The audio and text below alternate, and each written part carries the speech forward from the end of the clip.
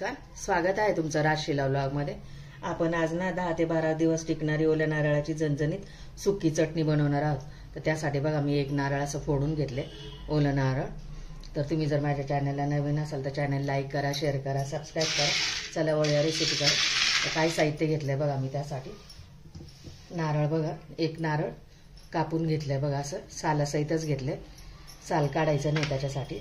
लसणाचा एक गड्डा घेतलाय, एक चमचा जिरे घेतले, लाल तिखट घेतले तिखटवालं, आणि चवीनुसार मीठ घेतले।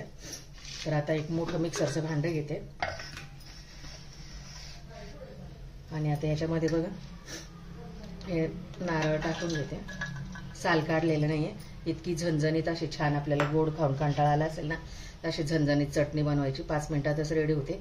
चवीनुसार मीठ टाकायचं, जिरे टाकायचे, लसणाच्या पाकळ्या टाकायचं आणि लाल तिखट टाकायचं आणि हे दरदरीतच वाटायचं, जास्त बारीक करायचं नाही। ही चटणी इतकी सुरेख होते, चवीला इतकी अप्रतिम लागते ना। आणि मिक्सर कमीच स्पीडवर ठेवून चालू बंद करत दरदरीत वाटून घ्यायचं। वाटून घेते आता। झाली बघा वाटून चटणी अशी दरदरीत। अशीच करायची, जास्त बारीक नाही करायची अशी, त्यामुळे याची चव ना खूप छान येते अशी। ही तुम्ही ना रूम टेम्परेचर वरती 5 ते 7 दिवस असे तुम्ही घरामध्ये वरती फ्रीजमध्ये न ठेवता ठेवू शकता, आणि 7-8 दिवसानंतर तुम्ही फ्रीजमध्ये ठेवली ना तरी पण चालेल। म्हणजे ही 15 दिवस असे 10 ते 12 दिवस टिकते छानपैकी। प्रवासामध्ये पण नेऊ शकता आणि तुम्ही ॲज अ वरण भाताबरोबर खाऊ शकता, भात भाकरी पोळी बरोबर खाऊ शकता।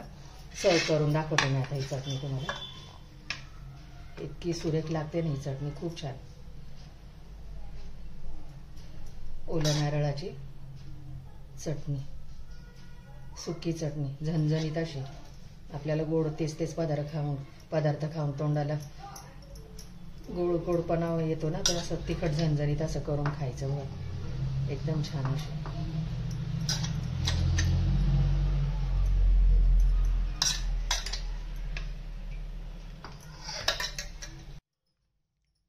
रेडी आहे बघा ओल्या नारळाची झणझणीत अशी सुकी चटणी। व्हिडिओ आवडल्यास लाईक करा, शेअर करा, सबस्क्राईब करा। भेटू पुढच्या व्हिडिओमध्ये। Bye, thank you.